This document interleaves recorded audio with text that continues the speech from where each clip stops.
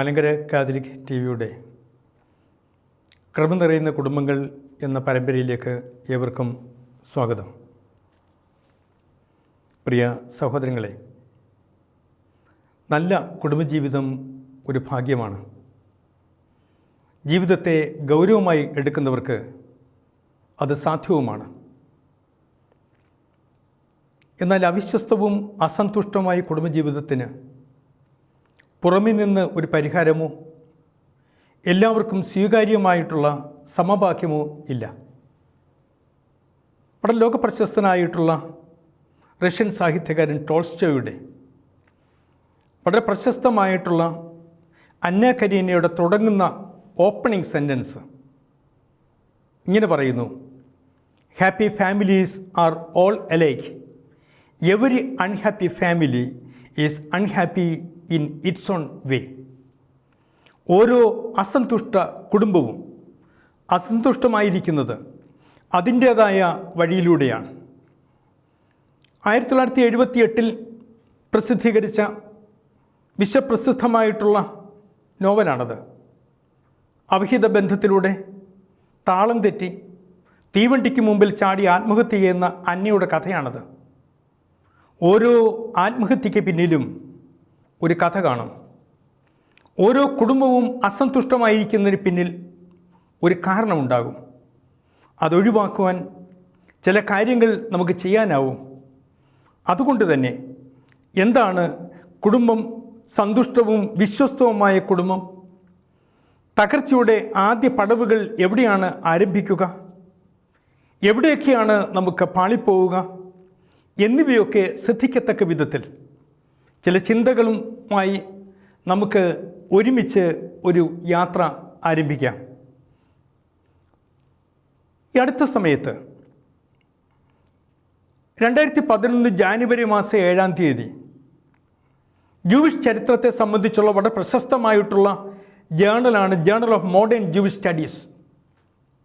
അതിൽ ലേ ഹോച്ച്മൻ എന്ന് പറയുന്ന ആൾ ഒരു ലേഖനം എഴുതിയിരിക്കുന്നു. അതിൻ്റെ തലക്കെട്ട് ഇങ്ങനെയാണ്: ദ അഗ്ലി മെയ്ഡ് ബ്യൂട്ടിഫുൾ. അത് ഒരു 3 പതിറ്റാണ്ടിന് മുമ്പ് ജീവിച്ചിരുന്ന മോസസ് മണ്ടേൽസൺ എന്ന് പറയുന്ന ജർമ്മൻ ചിന്തകൻ്റെ, അദ്ദേഹം ജൂയിഷ് ഫിലോസഫറാണ്, ബൈബിൾ ട്രാൻസ്ലേറ്ററാണ്, ക്രിട്ടിക്കാണ്. അങ്ങനെ വ്യത്യസ്തമായ നിലയിൽ ജൂയിഷ് സംസ്കാരത്തിനും ജൂയിഷ് പാരമ്പര്യത്തിനും ചരിത്രത്തിനും വലിയ സംഭാവന നൽകിയ മഹാനുഭവനായിരുന്നു മോസസ് മണ്ടേൽസൺ. അദ്ദേഹത്തിന് പക്ഷേ ശാരീരികമായ ഒരു വൈകല്യമുണ്ട്. കൂനുള്ള മനുഷ്യനാണ്. അദ്ദേഹം വളരെ സുന്ദരിയായ ഒരു സ്ത്രീയുമായി നല്ല മാനസികമായ അടുപ്പത്തിലായി. മോസസ് മണ്ടേൽസൺ ധൈര്യമായി ഈ പെൺകുട്ടിയുടെ വീട്ടിലേക്ക് ചെന്ന് അവളുടെ പിതാവിനോട് പറഞ്ഞു, എനിക്ക് നിങ്ങളുടെ മകളെ വിവാഹം ചെയ്തു തരണമെന്ന്. മോസസ് മണ്ടേൽസനെ കാണുമ്പോൾ തന്നെ ഇഷ്ടം തോന്നുക പ്രയാസമായിരിക്കുന്നതുകൊണ്ട് പിതാവ് നേരെ മുഖത്തടിച്ച പോലെ പറഞ്ഞു, എൻ്റെ മകൾക്ക് നിങ്ങളുടെ മുഖത്ത് പോലും നോക്കുന്നതിന് താല്പര്യമില്ല എന്ന് പറഞ്ഞു. അദ്ദേഹം സമ്മതിച്ചു. ശരി, ഞാൻ മടങ്ങിപ്പോവുകയാണ്. പക്ഷെ മടങ്ങിപ്പോകുന്നതിന് മുമ്പ് അവളോട് ഒരു യാത്ര ചോദിക്കുന്നതിന് സൗകര്യമുണ്ടാവുമോ? പിതാവ് പറഞ്ഞു, അതിന് പ്രയാസമില്ല. ജോസഫ് മണ്ടേൽസൺ ഈ പെൺകുട്ടിയുടെ അടുത്ത് ചെന്നു. ഇയാളുടെ മുഖത്ത് മുതലും നോക്കാൻ താല്പര്യമില്ലാതെ കണ്ട് കണ്ണടച്ച് അലക്ഷ്യമായി നിന്നിരുന്ന പെൺകുട്ടി യാന്ത്രികമായി ചില സംസാരങ്ങൾ തുടങ്ങി വെച്ചു. സംസാരത്തിനിടയ്ക്ക് ഈ പെൺകുട്ടി ചോദിച്ചു, നിങ്ങൾക്ക് വിവാഹം സ്വർഗത്തിലാണ് നടക്കുന്നത് എന്ന് വിശ്വസിക്കുന്നുണ്ടോ? അദ്ദേഹം പറഞ്ഞുകൊണ്ട്, ഞാൻ വിശ്വസിക്കുന്നു. ഓരോ ശിശുവും ലോകത്ത് ജനിച്ചു വീഴുമ്പോൾ മാലാഖമാർ വട്ടം കൂടി നിന്ന് അവൻ്റെ ജീവിതസഖി ആരായിരിക്കും എന്ന് വിളിച്ചു പറയും. ഞാൻ ജനിച്ചപ്പോഴും അത് സംഭവിച്ചു. ഞാൻ ജനിച്ചപ്പോൾ മാലാഖമാർ ഒന്നായി ഒരു പെൺകുട്ടിയുടെ പേര് പറഞ്ഞു. പക്ഷേ ഈ മാലാഖമാരുടെ മുഖം വളരെ പ്രയാസപ്പെട്ട് ദുഃഖമായിരുന്നത് കൊണ്ട് ഞാൻ ചോദിച്ചു, നിങ്ങൾ എന്താണ് ദുഃഖിച്ചിരിക്കുന്നത്? എന്താണ്? അവർ പറഞ്ഞു, നിങ്ങൾക്ക് പ്രയാസമുണ്ട് പറയുന്നതിന്, പക്ഷെ നിനക്ക് നിശ്ചയിച്ചിരിക്കുന്ന പെൺകുട്ടിക്ക് ഒരു കൂനുണ്ട്. ഇദ്ദേഹത്തിന് സങ്കടമായി. ആ ചെറുപ്രായത്തിൽ പോലും അദ്ദേഹം പറയുകയാണ്, അത് വളരെ ദുഃഖകരമായ കാര്യമാണ്. ഈ ചെറുപ്രായം മുതൽ ആ പാവം പെൺകുട്ടി അപമാനത്തിനിടയായി തീരുക എന്ന് പറയുന്നത് അത് പ്രയാസമുണ്ടാക്കുന്ന കാര്യമാണ്. അതുകൊണ്ട് ഒരു ഉപകാരം ചെയ്യാമോ? അവളുടെ ശാരീരിക വൈകൃതം എനിക്ക് തന്നിട്ട് ഈ സൗന്ദര്യം അവൾക്ക് കൊടുത്തേക്കുക. എന്നിട്ട് മോസസ് മണ്ടേൽസൺ അവളോട് പറഞ്ഞു, ആ സ്ത്രീയാണ് നീ എന്ന്. ഒരു വലിയ ആരവത്തോടുകൂടി അലമുറയോടുകൂടി കരവിലയത്തിലേക്ക് ആ പെൺകുട്ടി ചേർന്ന് നിന്നു. അവളുടെ പേരാണ് ഫ്രോമെറ്റ് ഗൂഗൻഹെയ്ൻ എന്ന് പറയുന്നത്. ആ വിവാഹം നടന്നു. പ്രിയ സഹോദരങ്ങളെ, ഓരോ വിവാഹത്തിലും ഇത് സംഭവിക്കുന്നു എന്ന് ചിന്തിക്കുന്നതിൽ വലിയ ചാരുതയുണ്ട്. ആങ്ങളെയും പെങ്ങളും പോലെ ഇരിക്കുന്നു എന്നൊക്കെ വിവാഹവേദിയിൽ വധുവരന്മാരെ കാണുമ്പോൾ ആളുകൾ പറയുന്നതിൻ്റെ മറ്റൊരർത്ഥം ഇതാണ്. നവദമ്പതികളെപ്പറ്റി ഒരുപാട് ചേർച്ചയുണ്ടെന്ന് പറഞ്ഞ് നമ്മൾ കേട്ടിട്ടില്ലേ? സത്യമാണ്. ഓരോ യുവാവിനും ഓരോ യുവതിക്കും വിവാഹത്തിലൂടെ ഒന്നുചേരുന്ന അവളുടെ ജീവിത പങ്കാളിയെ ദൈവം കരുതി വെച്ചതാണ് എന്ന കാര്യത്തിൽ യാതൊരു സംശയമില്ല. കത്തോലിക്ക സഭയുടെ മതബോധന ഗ്രന്ഥത്തിൽ പറയുന്നത് ഇങ്ങനെയാണ്: വിവാഹത്തിന് വളരെ മുമ്പ് തന്നെ കുടുംബം ദൈവത്താൽ സ്ഥാപിതമായിരിക്കുന്നു. അഥവാ അനാദിയിലെ എൻ്റെ ജീവിത പങ്കാളിയെ ദൈവം കണ്ടുവച്ചിരിക്കുന്നു. സ്ത്രീയും പുരുഷനും ജീവിതകാലം മുഴുവൻ നിലനിൽക്കുന്ന സഖ്യമുളവാക്കുന്ന വിവാഹത്തിൻ്റെ ഉടമ്പടിയാണത്. ഈ ഉടമ്പടിക്ക് കത്തോലിക്ക സഭയുടെ മതബോധന ഗ്രന്ഥം അനുസരിച്ച് തന്നെ ഏതാണ്ട് 7 സവിശേഷതകൾ നമുക്ക് പറയാനായിട്ട് സാധിക്കും. ഒന്നാമത്തേത്, മാമോദിസ സ്വീകരിച്ച പുരുഷനും സ്ത്രീയും തമ്മിലാണ് വിവാഹം നടക്കുക. ആ വിവാഹം താൽക്കാലികമായിട്ടോ കുറച്ച് നാളത്തേക്കോ അല്ല, അവിടെ ജീവിതകാലം മുഴുവനും പോകത്തക്കവണ്ണമുള്ള ഒരു ക്രമീകരണമാണ്. മൂന്നാമത്, ഇവർ ഒരുമിച്ച് ജീവിക്കുക എന്ന് പറയുന്നത് വെറുതെ ജീവിക്കുകയല്ല. ജീവിതത്തിൻ്റെ ഉടനീളം അവസാനം വരെ സ്നേഹം സമൃദ്ധമായിട്ട് വർഷിച്ച്, സ്നേഹം കൊടുത്ത്, സ്നേഹം സ്വീകരിച്ച്, സ്നേഹത്തിൽ ഒരുമിച്ച് ജീവിക്കുന്നതിനുള്ള ഒരു സാധ്യതയാണ്. നാലാമത്, ഇവരുടെ വലിയ ഉത്തരവാദിത്വം ഈ ജനറേഷൻസ് കാത്തു സൂക്ഷിക്കുക എന്നുള്ള, തലമുറകൾക്ക് ജന്മം കൊടുക്കുക എന്നുള്ളതാണ്. അവർ പരസ്പരം സ്നേഹിക്കുകയും തലമുറകൾക്ക് ജന്മം കൊടുക്കുകയും ചെയ്യുന്ന കൂട്ടത്തിൽ അവരിരുവരും വളർന്ന് വലുതാകേണ്ടതുണ്ട്. അവർ വിദ്യ അഭ്യസിക്കുകയും വിദ്യ അഭ്യസിപ്പിക്കുകയും ചെയ്യേണ്ടതുണ്ട്. അവർ കഴിവ് ആർജിക്കേണ്ടതുണ്ട്. ഈ കഴിവാർജിക്കുന്നതിൻ്റെ വളർച്ചയുടെ ദൈവസാന്നിധ്യത്തിൻ്റെ, ദൈവാനുഗ്രഹത്തിൻ്റെ, ഈ സ്നേഹത്തിൻ്റെ നിറവിൽ നിന്നുകൊണ്ട് ഈ സദ്വർത്തമാനം സകല ലോകത്തിനും അറിയിക്കുവാനുള്ള ഉത്തരവാദിത്വം ഇവർക്കുണ്ട്. അതുകൊണ്ട് കേവലം വിവാഹം കഴിഞ്ഞ് 1 വർഷം കഴിയുമ്പോഴേക്കും വിവാഹത്തോട് മടുപ്പ് തോന്നുന്ന സാഹചര്യമുണ്ടെങ്കിൽ അത് ദൈവം സ്വീകരിച്ചിരിക്കുന്ന, ദൈവം സങ്കല്പിച്ചിരിക്കുന്ന, ദൈവം നിർദ്ദേശിച്ചിരിക്കുന്ന വിവാഹബന്ധത്തിൻ്റെ ആഴമല്ല. അത് നേരെ മറിച്ച് ജീവിതകാലം മുഴുവൻ നീണ്ടു നിൽക്കുന്ന സ്നേഹത്തിൻ്റെ ഒരു അവസ്ഥയാണ് യഥാർത്ഥമായ വിവാഹം. എനിക്ക് ധാരാളം ആളുകളെ കണ്ടുമുട്ടുന്നതിനുള്ള സൗകര്യം ഉണ്ടായിട്ടുണ്ട്.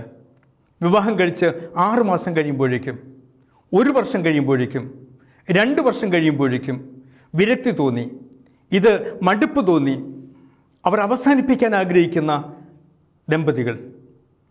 വിവാഹത്തിന് എന്തൊരു ആർഭാടമായിരുന്നു, എന്തൊരു ഉന്മാദമായിരുന്നു.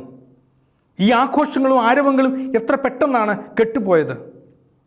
ഒന്നും ഇപ്പോൾ തുറന്ന് സംസാരിക്കുന്നതിന് വിഷയമില്ല അവർക്ക്. സൗമ്യമായി തുടങ്ങുന്ന സംസാരം കലഹത്തിൽ അവസാനിക്കുന്നു. പുറമേ സംസാരിക്കുമ്പോഴും ആളുകളെ കാണെ ഒരുമിച്ച് പോകുമ്പോഴും ഒരുമിച്ച് കിടക്ക പങ്കിടുന്നതിന് പോലും സാധിക്കാത്ത സാഹചര്യം ഇവർക്കുണ്ടാകുന്നു. എനിക്ക് വളരെ വേണ്ടപ്പെട്ട മുതിർന്ന മാതാപിതാക്കളെ ഞാൻ ഓർക്കുന്നു. പ്രായമുള്ള മുത്തച്ഛനും മുത്തശ്ശിയുമാണ്. എൻ്റെ ഒരു അടുത്ത ബന്ധുവാണ്. ഞാൻ പോകുന്ന സമയത്തൊക്കെ ഏതാണ്ട് 3 അടി വീതിയുള്ള കട്ടിലിൽ ഈ 90 വയസ്സുകാർ വളരെ സന്തോഷത്തോടുകൂടി ഇണപ്രാവുകളിപ്പോൾ ഇരിക്കുകയും സംസാരിക്കുകയും ഒരുമിച്ച് കിടക്കുകയും അതിൽ അഭിമാനം കൊള്ളുകയും ചെയ്യുന്ന കണ്ടിട്ടുണ്ട്. പക്ഷെ ഇന്ന് ഭാര്യയും ഭർത്താവും ഒരുമിച്ച് കിടക്ക പങ്കിടാത്ത ഒരു സാഹചര്യത്തിലേക്ക് വളരെ ചുരുങ്ങിയ നാളുകൾ കൊണ്ട് വന്നു ചേരുന്നു എന്ന് വരികിൽ നാം തിരിച്ചറിയണം, നമ്മുടെ വിവാഹ ബന്ധത്തിന്, അതിൻ്റെ ആഴത്തിന്, അതിൻ്റെ തീവ്രതയ്ക്ക്, സ്നേഹത്തിൻ്റെ തലത്തിൽ എന്തൊക്കെയോ വീഴ്ചകൾ സംഭവിച്ചിട്ടുണ്ട് എന്ന് നാം തിരിച്ചറിയണം. യെശയ്യാ പ്രവാചകൻ്റെ 5-ാമത്തെ അധ്യായത്തിൽ ഒരു വളരെ മനോഹരമായ ഈ ഒരു ചിത്രം വരച്ചിട്ടിട്ടുണ്ട്. ഒരു സ്ത്രീ, ഞാൻ എൻ്റെ പ്രിയതമന് ഒരു മുന്തിരിത്തോട്ടം രൂപീകരിക്കുകയാണ്. അവൻ ഏറ്റവും ഫലവത്തായ, ഏറ്റവും ഫലഭൂഷ്ടമായ കുന്നിൻ്റെ മുകളിൽ മുന്തിരിത്തോട്ടം ഉണ്ടാക്കി. അതിന് വേര് കിട്ടി, കല്ല് പെറുക്കി കളഞ്ഞു, നല്ല മുന്തിരിവള്ളി നടുകയും ചെയ്തു. ആ തോട്ടത്തിന് നടുവിൽ ഗോപുരം പണിതു. യെശയ്യാ പ്രവാചകൻ പറയുകയാണ്, മുന്തിരി കായ്ക്കും എന്ന് ഞാൻ പ്രതീക്ഷിച്ചു, പക്ഷേ ഞാൻ കാത്തിരുന്നു, പക്ഷേ കായ്ച്ചത് മുഴുവനും കാട്ടുമുന്തിരിങ്ങയത്രേ. ഇത്തരം ദുഃഖകരമായ സാഹചര്യം നമ്മുടെയൊക്കെ കുടുംബങ്ങളിൽ ഉണ്ടാകുന്നെന്ന് വരികിൽ, വിവാഹം കഴിഞ്ഞ് വളരെ പെട്ടെന്ന് ഒരു ഡൈവോഴ്സിനെ പറ്റി, വേർപിരിയലിനെ പറ്റി ചിന്തിച്ചു തുടങ്ങുന്നെങ്കിൽ, നിങ്ങൾ നിരന്തരമായി കലഹം ഒരു തുടർക്കഥയായി തുടർന്നു കൊണ്ടുപോകുന്നെന്ന് വരികിൽ, ആദ്യത്തെ തലങ്ങളിൽ നിങ്ങൾ തമ്മിലുള്ള വധുവരന്മാർ തമ്മിലുള്ള, ഭാര്യ ഭർത്താക്കന്മാർ തമ്മിലുള്ള അഭിപ്രായ വ്യത്യാസം അവർ തമ്മിൽ ഒതുക്കി നിർത്താൻ കഴിയാത്ത വണ്ണം മറ്റ് കുടുംബാംഗങ്ങൾ ഏറ്റുപിടിക്കുകയോ അറിയുകയോ ഉപദേശിക്കുകയോ ചെയ്യുന്ന തരത്തിലേക്ക് വന്നിട്ടുണ്ട് എന്ന് വരികിൽ, അയൽവക്കക്കാരും നാട്ടുകാരും നിങ്ങളുടെ വിവാഹ ബന്ധത്തെ അപഹസിച്ചുകൊണ്ട്, അപമാനിച്ചുകൊണ്ട് സംസാരിച്ചു തുടങ്ങുന്നെന്ന് വരികിൽ, നിങ്ങൾ തമ്മിൽ സൂക്ഷിക്കുന്ന വൈരാഗ്യത്തിൻ്റെയും വെറുപ്പിൻ്റെയും തലം വളരെ പ്രകടമാണ് എന്ന് നാം തിരിച്ചറിയണം. ഓരോരുത്തരും, വധുവരന്മാർ വിവാഹത്തിൽ വളരെ വിരക്തി തോന്നുന്നു, വിരസത തോന്നുന്നു. സ്ത്രീകൾ പ്രാർത്ഥനയെ ആശ്രയിക്കുന്നു. പുരുഷന്മാർ വീട് വിട്ട് പുറത്തുപോയി വളരെ വൈകി മാത്രം വീട്ടിലേക്ക് വരുന്നു. മക്കൾ വളരെ അച്ചടക്കമില്ലാത്ത ജീവിതക്രമത്തിലേക്ക് മാറുന്നു. കുറേ മധ്യസ്ഥന്മാർ രംഗപ്രവേശം ചെയ്യുന്നു, ചർച്ചകൾ നടത്തുന്നു, പൊട്ടിക്കരച്ചകളും നിലവിളികളും വീർപ്പുടക്കലുകളും ഉണ്ടാകുന്നു, കേസാകുന്നു, പോലീസ്, പരസ്പരം ആരോപണം, കോർട്ട്, ഡൈവോഴ്സ് എന്ന് പറയുന്ന ഈ ഒരു പ്രോസസ്സിലൂടെ ക്രമാനുഗതമായി നീങ്ങുന്ന കുടുംബ ബന്ധങ്ങളല്ല ദൈവം വിവക്ഷിച്ച കുടുംബബന്ധം. കാരണം ഇപ്രകാരം രൂപപ്പെടുന്ന വഴിയായി സ്വയം ഒരു നരകം സൃഷ്ടിച്ചെടുക്കുകയും ഒരു കുടുംബം ഇല്ലാതായിത്തീരുകയും ചെയ്യുന്ന സാഹചര്യമുണ്ടാകും. അതുകൊണ്ട് പ്രിയ സഹോദരങ്ങളെ, എന്താണ് വിവാഹം? എന്താണ് വിവാഹബന്ധം? എന്താണ് കുടുംബം എന്നതിനെ സംബന്ധിച്ചുള്ള വ്യക്തമായ ധാരണ നമുക്കുണ്ടാകേണ്ടതുണ്ട്. ദൈവം മധ്യസ്ഥനായി രൂപപ്പെടുത്തിയെടുത്ത, എനിക്ക് മുമ്പേ എൻ്റെ കുടുംബത്തെ മുൻകൂട്ടി കണ്ട ദൈവം ക്രമീകരിച്ച ഈ കുടുംബജീവിതം എന്താണെന്നതിനെ സംബന്ധിച്ച് വ്യക്തമായ ധാരണ നമുക്കുണ്ടാവണം. സാർവത്രികമായി സ്വീകാര്യമായ ഒരു നിർവചനം സാധ്യമല്ല. കാരണം വളരെ വ്യത്യസ്തമായ നിർവചനങ്ങളുണ്ട് ഓരോ വിവാഹത്തെപ്പറ്റിയും കുടുംബത്തെപ്പറ്റിയും. വിക്കിപീഡിയയിൽ അന്വേഷിക്കുകയാണെന്ന് നമുക്ക് കാണാൻ സാധിക്കും, marriage also called matrimony or wedlock is a socially or ritually recognised union between spouses. മറുവശത്ത് ഇത് ദൈവം നിശ്ചയിച്ചുറപ്പിച്ച, ദൈവം മധ്യസ്ഥനായി നിന്ന് വധുവും വരനും ദൈവവും കൂടിച്ചേർന്നുള്ള വലിയ ഉടമ്പടിയാണ് ഇത് എന്ന് നാം തിരിച്ചറിയണം. അതുകൊണ്ട് എന്താണ് വിവാഹം? വിവാഹം എന്ന് പറയുന്നത് ഒരു പരസ്പര ധാരണയും പരസ്പര അടുപ്പവും ഒരു കൂദാശയിൽ അധിഷ്ഠിതമായിട്ടുള്ള യോജിപ്പിൻ്റെ തലമാണ്. പ്രിയ സഹോദരങ്ങളെ, നിങ്ങളൊരു യാത്രയ്ക്ക് പോവുകയാണെങ്കിൽ, യാത്രയ്ക്ക് ഒരുങ്ങുകയാണെങ്കിൽ എത്ര ദിവസം മുമ്പ് നിങ്ങൾ പ്ലാൻ ചെയ്യും? ഒരാഴ്ചത്തെ യാത്രയാണ്. അങ്ങനെയാണെന്ന് വരികിൽ ഒരു ജീവിതകാലം മുഴുവൻ കൊണ്ടുപോകേണ്ട ഒരു യാത്ര എൻ്റെ ജീവിത സഖിയെയും കൂട്ടുപിടിച്ചുകൊണ്ട് ഒരുമിച്ച് യാത്ര ചെയ്യാനുള്ള, ഞാൻ ജന്മം കൊടുക്കുന്ന കുഞ്ഞുങ്ങളെയും ചേർത്ത് പിടിച്ചുകൊണ്ട് യാത്ര ചെയ്യുന്നതിന് എത്ര ഗൗരവമായിട്ടുള്ള തയ്യാറെടുപ്പ് ആവശ്യമുണ്ട് എന്ന് നാം ചിന്തിക്കേണ്ടതുണ്ട്. അതിന് ദൈവസാന്നിധ്യത്തിൽ സമർപ്പിക്കപ്പെടണം, കൂദാശയിൽ ബലപ്പെടുത്തപ്പെടണം. ഇപ്രകാരമുള്ള ഒരു ജീവിതം ചിട്ടപ്പെടുത്തിയെടുക്കുന്നതിന് നമുക്ക് തയ്യാറാകണം. പഴയ നാളുകളിൽ ഇന്നും അന്യം നിന്നിട്ടില്ലാത്ത ഒരു ക്രമീകരണമാണ് വീട്ടുകാർ ക്രമീകരിക്കുന്ന വിവാഹങ്ങൾ. അതിൽ ചില ധാരണകൾ ഈ രണ്ട് ഭവനങ്ങൾ തമ്മിൽ രൂപപ്പെടുത്തും. ഇന്ന് വർദ്ധിച്ചു വരുന്ന സ്വയം കണ്ടെത്തുന്ന രീതിയിൽ പോലും വധുവും വരനും ഒരുപാട് പ്ലാനിങ് അതിനാവശ്യമാണ്. വിവാഹ നിശ്ചയം കഴിയുമ്പോഴേക്കും പാർട്ടി എങ്ങനെ നടത്തേണ്ടത്, ഏത് ഡ്രസ്സാണ് ഇടേണ്ടത്, അവരുടെ ജീവിതത്തിന് പ്ലാനിങ്, മക്കളെ സംബന്ധിച്ച്, വിദ്യാഭ്യാസം സംബന്ധിച്ച്, വീട് വെക്കുന്നതിനെ സംബന്ധിച്ച്, സെറ്റിൽ ചെയ്യുന്നതിനെ സംബന്ധിച്ച് ഏതെല്ലാം വിഷയങ്ങളിലാണ് പരസ്പരം ധാരണയിലെത്തുന്നത്.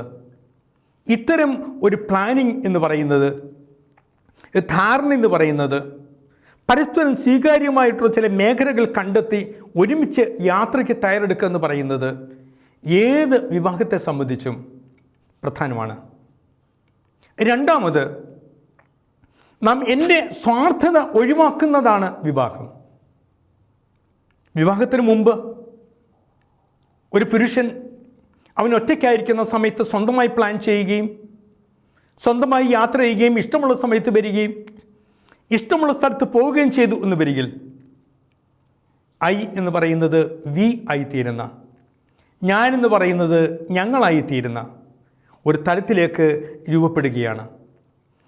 ഇപ്പോഴിതാ 24 മണിക്കൂറും, ഒരാഴ്ചയിൽ 24 മണിക്കൂറും സദാസമയവും എനിക്ക് സംരക്ഷിക്കേണ്ട, എനിക്ക് ശ്രദ്ധിക്കേണ്ട, ഞാൻ കരുതൽ കൊടുക്കേണ്ട ഒരാൾ കൂടെ ഉണ്ട് എന്നുള്ള ഒരു സവിശേഷത. നിങ്ങൾ ഇന്നത്തെ ഡിന്നർ എന്ത് വേണം എന്ന് തീരുമാനിക്കുമ്പോഴും, നിങ്ങളുടെ ഡ്രസ്സ് പരസ്പരം എന്ത് വേണം തീരുമാനിക്കുമ്പോഴും, മക്കളുടെ ഡ്രസ്സ് എന്ത് വേണം തീരുമാനിക്കുമ്പോഴും, ഏത് സ്കൂളിൽ വിടണം തീരുമാനിക്കുമ്പോഴും ഒക്കെ ഈ എൻ്റെ സ്വാർത്ഥതയ്ക്കപ്പുറത്ത് ഇത് സ്വാർത്ഥത ഇല്ലാതാക്കി തീർക്കുന്ന, പരസ്പരം പങ്കുവയ്ക്കുന്ന ഒരു തലം അതിന് രൂപപ്പെടേണ്ടതുണ്ട്. ഈ സ്വാർത്ഥത അവസാനിക്കുന്നിടത്താണ് ഒരു കുടുംബ ബന്ധം ശക്തമായിട്ട് മാറുക. മൂന്നാമത്, കുടുംബം അതിൻ്റെ നല്ല അർത്ഥത്തിൽ രൂപപ്പെട്ടു വരിക എന്ന് പറയുന്നത് ഒരു പെട്ടെന്ന് പറഞ്ഞ് ബോധ്യപ്പെടുത്താൻ കഴിയാത്ത ഒരു കണക്കാണ്. ഒന്നും ചേർന്നാൽ ഒന്നായിത്തീരുന്ന ഒരു കണക്ക്. ഇതാണ് വിവാഹബന്ധം എന്ന് പറയുന്നത്. ഒരു വലിയ അടുപ്പം, അവരിരുവരും ഒന്നായിത്തീരുന്ന, രണ്ടുപേരും കുടുംബങ്ങളെ ഉപേക്ഷിച്ചിട്ട് ഇവർ പരസ്പരം ഒന്നായിത്തീരുന്ന വലിയ രഹസ്യത്തിലേക്ക് അവർ ഒത്തുചേരുകയാണ്. അതുകൊണ്ട് ഈ ഒരു നാലാമത് വിവാഹത്തെ സംബന്ധിച്ച് പുതിയ ജനറേഷന് ജന്മം കൊടുക്കുന്ന, പുതിയ തലമുറയ്ക്ക് രൂപം കൊടുക്കുന്ന വലിയ ഉത്തരവാദിത്തമാണ് ഈ ദമ്പതികളിൽ ഏൽപ്പിക്കപ്പെട്ടിരിക്കുന്നത്. മക്കളെ വളർത്തുന്നതിന് ദൈവം ഈ വിവാഹത്തിലൂടെ സ്ത്രീക്കും പുരുഷനും കൊടുത്ത വലിയ അവകാശമാണ്. ദൈവോന്മുഖമായി സമൂഹത്തിനും നാടിനും വീടിനും ഏറ്റവും യോഗ്യരായിട്ടുള്ള മക്കളെ രൂപപ്പെടുത്തിയെടുക്കുക, വളർത്തിയെടുക്കുക എന്നുള്ളത്. അതുകൊണ്ട് ഈ തലങ്ങളിൽ വളരെ വ്യക്തമായ ഒരു ധാരണയും യോജിപ്പും തീരുമാനങ്ങളും സ്നേഹത്തിൽ ഊട്ടി ഉറപ്പിച്ച, ബലപ്പെടുത്തിയ, ദൈവത്തെ കേന്ദ്രീകരിച്ചുകൊണ്ടുള്ള യോജിപ്പിൻ്റെ ഒരു തലം നമ്മുടെ കുടുംബങ്ങളിൽ ഉണ്ടായിരിക്കേണ്ടതുണ്ട്.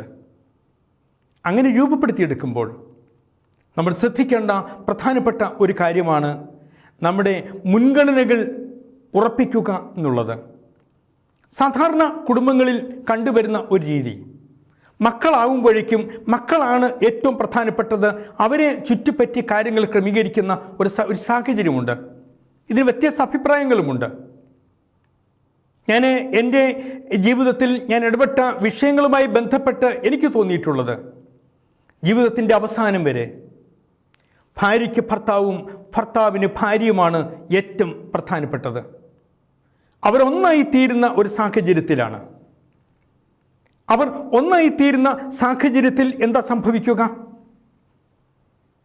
ഒരു വലിയ ദൈവികമായ സാന്നിധ്യത്തിൽ ഒരു കുടുംബം, ശക്തമായ കുടുംബം രൂപപ്പെടുകയാണ്.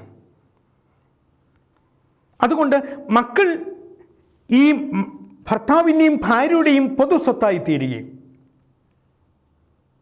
ജീവിതത്തിൽ ഈ മക്കൾ വളർന്നു വലുതായി കൂടുവിട്ട് പോയി കഴിയുമ്പോഴും ഒരുമിച്ച് ജീവിക്കേണ്ട ദമ്പതികൾ സ്നേഹത്തിൻ്റെ ആഴത്തിൽ ഉറച്ചു നിൽക്കുകയും ചെയ്യുന്ന ഒരു കുടുംബ സാഹചര്യം രൂപപ്പെടേണ്ടതുണ്ട്. അതുകൊണ്ടാണ് നമ്മൾ പറയുക, വിവാഹം എന്ന് പറയുന്നത് നിരന്തരമായ വ്യത്യാസങ്ങളുടെ ചേഞ്ചിൻ്റെ ഒരവസ്ഥയാണ്, നിരന്തരമായ പഠനത്തിൻ്റെ അവസ്ഥയാണ്, നിരന്തരമായ വളർച്ചയുടെ അവസ്ഥയാണ്. സാധാരണ വിവാഹം കഴിയുമ്പോഴേക്കും ഈ പുരുഷൻ്റെ സുഹൃത്തുക്കളൊക്കെ പറയും, നീ ആളാകെ മാറിപ്പോയി, കല്യാണം കഴിഞ്ഞപ്പോഴത്തേക്ക് നീ ആളാകെ മാറിപ്പോയല്ലോ എന്ന് പറയും. മാറേണ്ടതുണ്ട്. കാരണം വിവാഹിതരാകുമ്പോഴേക്കും ഒരു കൂതാശയിൽ ബലപ്പെട്ട ഒരു വലിയ ബന്ധം, ജീവിതത്തിൻ്റെ അവസാനം വരെ പോകുന്ന ഒരു പുതിയ ബന്ധത്തിലേക്ക് വരുമ്പോഴേക്കും ഈ മാറ്റവും ഈ പഠനവും ഈ വളർച്ചയും വിവാഹബന്ധത്തെ ശക്തിപ്പെടുത്തി നിർത്തുന്നതിന് ഏറ്റവും പ്രധാനപ്പെട്ടതാണ്.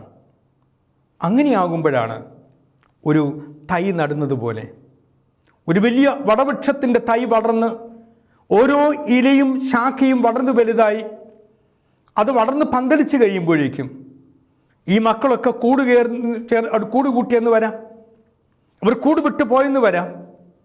പക്ഷേ തങ്ങൾക്ക് തന്നെ, മക്കൾക്ക് തന്നെ, അനേകർക്കായിട്ട്, സമൂഹത്തിന്, നമ്മുടെ ഈ രാജ്യത്തുള്ള സകല മനുഷ്യർക്കും, വന്നെത്തുന്ന മുഴുവൻ പേർക്കും തണൽ കൊടുക്കാൻ സാധിക്കുന്ന, ആശ്രയം കൊടുക്കാൻ സാധിക്കുന്ന വടവൃക്ഷമായിട്ട് മാറുന്നതിന് ഈ ദമ്പതികൾക്ക് കഴിയുമ്പോഴാണ് അനുഗ്രഹിക്കപ്പെട്ട കുടുംബം രൂപപ്പെടുക.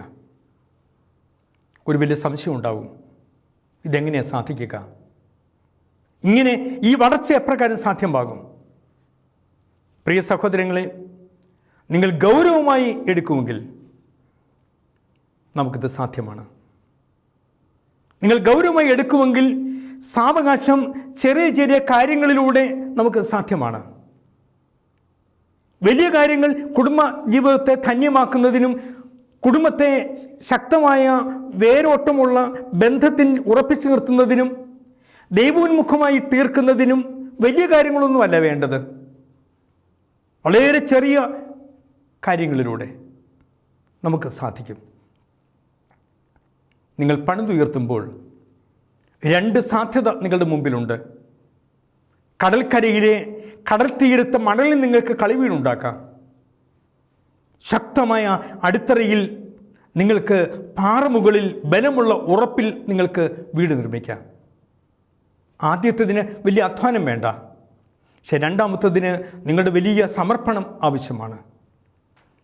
അതുകൊണ്ട് ഒരു ചെറിയ അംശം മാത്രം പറഞ്ഞുകൊണ്ട് ഇന്നത്തെ ഈ സംസാരം അവസാനിപ്പിക്കാം എന്നാണ് ഞാൻ കരുതുക. എവിടെയാണ് ആരംഭിക്കേണ്ടത്? എൻ്റെ കുടുംബത്തെ നവീകരിക്കുന്നതിന് എവിടെയാണ് ആരംഭിക്കേണ്ടത്? ഒരു സംശയവും വേണ്ട. വിശ്വസ്ത ദാമ്പത്യത്തിൻ്റെ പുനഃസൃഷ്ടിക്ക് നിങ്ങൾ സ്ത്രീയിൽ നിന്നും ആരംഭിക്കണം. എന്നോട് ധാരാളം ആളുകൾ ചങ്കുപൊട്ടി കരഞ്ഞു പറഞ്ഞിട്ടുണ്ട്, അവിടെ ജീവിതാനുഭവങ്ങൾ പങ്കുവച്ചിട്ടുണ്ട്. ആരോടെങ്കിലും പറയണമെന്ന് ആഗ്രഹിച്ച, ആരെങ്കിലും കേൾക്കണം എന്നാഗ്രഹിച്ച ചില സങ്കടങ്ങൾ അവർ ഉള്ളിൽ കൊണ്ട് നടക്കുന്നുണ്ട്. എനിക്ക് നല്ല ബോധ്യമുണ്ട്, ആൺകുട്ടികളെക്കാൾ പെൺകുട്ടികൾ കൂടുതൽ വേദന അനുഭവിക്കുന്നുണ്ടെന്ന്. അത് മാതാപിതാക്കളുടെ ആകാം, ജീവിത പങ്കാളിയുടെ ആകാം, സഹോദരങ്ങളുടെ ആകാം, ബന്ധുക്കളുടെ ആകാം, മക്കളുടെ ആകാം.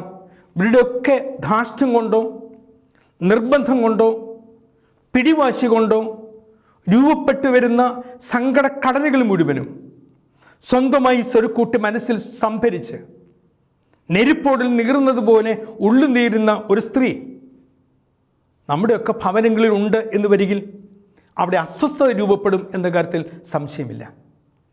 അതുകൊണ്ട് അസ്വസ്ഥമായിട്ടുള്ള അവിശ്വസ്തമായ കുടുംബത്തിൻ്റെ സാഹചര്യം അന്വേഷിച്ചു പോകുന്നെങ്കിൽ ഇപ്രകാരം നൊമ്പരപ്പെടുന്ന ഒരു സ്ത്രീയിൽ ചെന്ന് എത്തുന്നതിന് സാധിക്കും എന്ന കാര്യത്തിൽ യാതൊരു സംശയമില്ല. അതുകൊണ്ടാണ് യേശുവിൻ്റെ പരസ്യ ജീവിതകാലത്ത് നോക്കിക്കൊള്ളുക. പുതിയ നിയമത്തിൽ യേശുവിൻ്റെ ജീവിതത്തിൽ ആകമാനം യേശു സ്ത്രീകളെ ഇത്രയും ഗൗരവമായിട്ട് എടുത്തത്.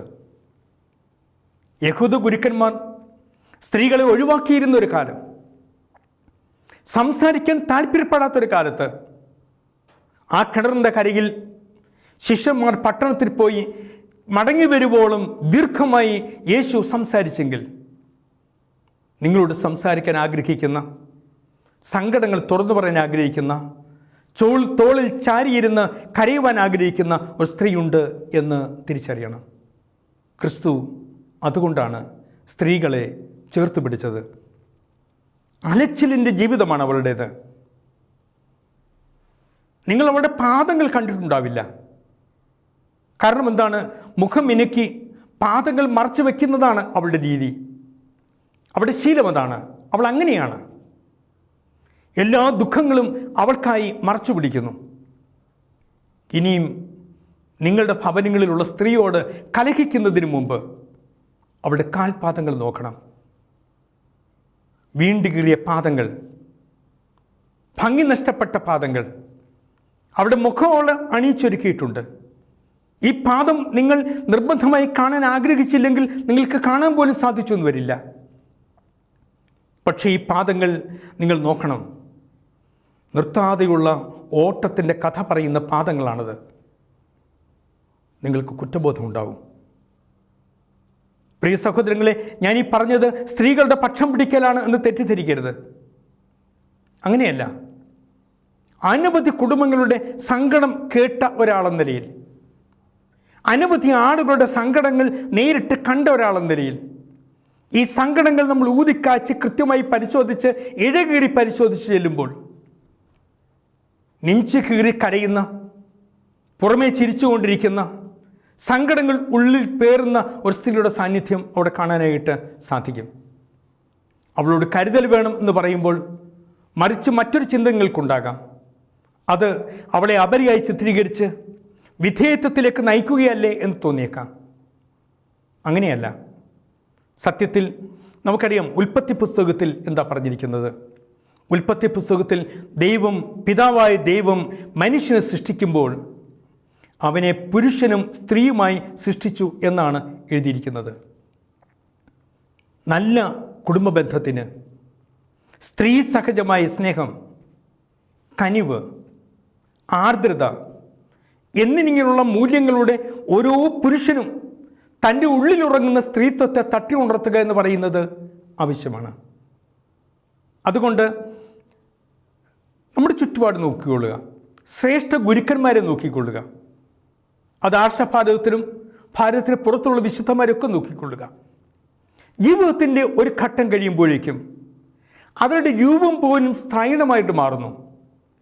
അവരുടെ പെരുമാറ്റത്തിൻ്റെ കാര്യത്തിൽ, അവർ പ്രകടിപ്പിക്കുന്ന കരുണയിൽ, സ്നേഹത്തിൽ, കരുതലിൽ, ഇവിടെയെല്ലാം നമുക്ക് സ്ത്രൈണഭാവം കൃത്യമായിട്ട് കാണാനായിട്ട് സാധിക്കും. അതുകൊണ്ട് ഇത് കൃത്യമായും സ്ത്രീയെ സംബന്ധിച്ച് അവളായിരിക്കുന്ന അവസ്ഥയിൽ തന്നെ, അവളുടെ ആർജവത്വത്തിന് നിറവിൽ നിൽക്കുമ്പോൾ തന്നെ ഈ കുടുംബം ഏറ്റവും ഭംഗിയായിട്ട് കൊണ്ടുപോകുന്നതിൽ പുരുഷനോടൊപ്പം പ്രധാനപ്പെട്ട പങ്ക് വഹിക്കുന്ന ആളെന്ന നിലയിൽ ഈ സ്ത്രീയെ ചേർത്ത് പിടിക്കാൻ ആഗ്രഹിക്കുമ്പോൾ, ഈ ചേർത്ത് പിടിക്കുന്ന പുരുഷൻ്റെ ഉള്ളിൽ ഉറങ്ങുന്ന സ്ത്രീത്വത്തെ തട്ടി ഉണർത്തുന്നതിന്, അവന് അലിവ് തോന്നുന്നതിന്, കനിവ് തോന്നുന്നതിന്, സ്നേഹം തോന്നുന്നതിന്, മനസ്സാർദ്രമാകുന്നതിന് കഴിയുമ്പോഴാണ് വലിയ വ്യത്യാസം നമ്മുടെ കുടുംബങ്ങളിൽ ഉണ്ടാകുന്നത്. ഞാൻ പറഞ്ഞു കേട്ടിട്ടുണ്ട്, മീരാഭായിയെ പറ്റി ഒരു സംഭവം പറഞ്ഞു കേട്ടിട്ടുണ്ട്. മീരാഭായി പാട്ടുപാടി ക്ഷേത്രത്തിനുള്ളിലേക്ക് പോവുകയാണ്. പൂജാരി തടഞ്ഞു. ഹേയ്, നിങ്ങൾ എവിടെയാണ് പോകുന്നത്? ഇവര് പറഞ്ഞു, ഞാൻ ക്ഷേത്രത്തിൽ പൂജ അർപ്പിക്കാൻ പോവുകയാണ്. പുരോഹിതൻ പറഞ്ഞു, ഇല്ല, നിങ്ങൾക്കിവിടെ പ്രവേശനമില്ല, നിങ്ങൾ സ്ത്രീയാണ്, ഇവിടെ പുരുഷന്മാർക്ക് മാത്രമേ പ്രവേശനമുള്ളൂ. മീര ചോദിച്ചു, നിങ്ങൾ യഥാകാലം പൂജ അർപ്പിച്ചിട്ടും ഇതുവരെ നിങ്ങൾ സ്ത്രീ ആയില്ലല്ലോ. പ്രിയ സഹോദരങ്ങളെ, ഓരോ പുരുഷനും അവൻ്റെ ഉള്ളിലുറങ്ങുന്ന സ്ത്രീയെ തട്ടി ഉണർത്തണം. കുറെക്കൂടെ ഹൃദ്യമായി കുടുംബത്തെ ചേർത്ത് പിടിക്കാൻ ഓരോ പുരുഷനും സ്ത്രീയും സജ്ജമാകണം. ഓരോ പുരുഷൻ്റെ ഉള്ളിലെ സ്ത്രീയെ കണ്ടെത്തണം. കൂടുതൽ കരുതലോടെ കുടുംബത്തിൽ വ്യാപരിക്കുന്നുള്ള സാധ്യതയാണ് സ്ത്രീ എന്ന ആശയം. നമുക്ക് നമ്മുടെ കുടുംബങ്ങളെ വളരെ സമഗ്രമായി ചേർത്ത് പിടിച്ച് ഈ കൂദാശയുടെ നിറവിൽ, ശക്തിയിൽ, ദൈവത്തിൻ്റെ സാന്നിധ്യത്തിൽ വിശ്വസ്തമായ കുടുംബമായി ചേർത്ത് പിടിച്ച് മുന്നോട്ട് കൊണ്ടുപോകുന്നതിനുള്ള ആദ്യത്തെ ചുവടുപടി നമ്മൾ വയ്ക്കുകയാണ്. ഈ സ്ത്രീയെ തിരിച്ചറിയുവാൻ, അവളെ അംഗീകരിക്കുവാൻ, അവളെ ഒന്ന് കേൾക്കുവാൻ, അവളോടൊപ്പം ആയിരിക്കുവാൻ, എൻ്റെ ഉള്ളിലുറങ്ങുന്ന സ്ത്രീയെ തട്ടി ഉണർത്തി വലിയ കനിവിൻ്റെ പെരുമഴ പോലെ ആർദ്രമായ മനസ്സ് തുറന്നു വയ്ക്കുന്നതിന് നമുക്ക് സാധിക്കണം. ഒരു കുടുംബം വിശ്വസ്തമായിട്ട് കെട്ടുറപ്പോടുകൂടി പോകുന്നതിന് ധാരാളം സാധ്യതകളുണ്ട്. അതിൻ്റെ ഒരു ചവിട്ടുപടിയിൽ മാത്രമാണ് നമ്മൾ നിൽക്കുക. വരുന്ന ആഴ്ചകളിൽ വീണ്ടും വ്യത്യസ്തമായ മേഖലകളിൽ എപ്രകാരമാണ് നല്ല കുടുംബം ക്രമീകരിക്കുക, വിശ്വസ്തമായിട്ടുള്ള കെട്ടുറപ്പുള്ള മാതൃകയുള്ള, ആരും കണ്ടാലും അത്ഭുതപ്പെടാവുന്ന, ആശിക്കാവുന്ന ഒരു കുടുംബം, ആര് കണ്ടാലും ആഗ്രഹിക്കാവുന്ന മക്കൾ, ഈ മകൻ എൻ്റെ വയറ്റിൽ പിറന്നില്ലല്ലോ എന്ന് ആളുകൾ ചിന്തിക്കത്തക്ക വിധത്തിലുള്ള, ഈ മകൾ എൻ്റെ വീട്ടിൽ പിറന്നില്ലല്ലോ എന്ന് അസ്വസ്ഥപ്പെടാൻ സാധ്യതയുള്ള രീതിയിൽ മക്കളെ രൂപപ്പെടുത്തിയെടുക്കുന്നതിന്, നല്ല കുടുംബ ബന്ധങ്ങൾ ശക്തിപ്പെടുത്തിയെടുക്കുന്നതിന് നമുക്ക് സാധിക്കട്ടെ. വരുന്ന ആഴ്ചകളിൽ വീണ്ടും ഇതുമായി ബന്ധപ്പെട്ട മറ്റ് പല മാർഗങ്ങളിലൂടെ എപ്രകാരം ഈ കുടുംബത്തെ ശക്തമാക്കി, ദൈവ കേന്ദ്രീകൃതമാക്കി, മാതൃകപരമായി രൂപപ്പെടുത്തിയെടുക്കാം നമുക്ക് ചിന്തിക്കാം. ക്ഷമയോടെ കേട്ട് നിങ്ങൾക്ക് നന്ദി. ദൈവം നമ്മെ എല്ലാവരെയും സമർത്ഥമായിട്ട് അനുഗ്രഹിക്കട്ടെ.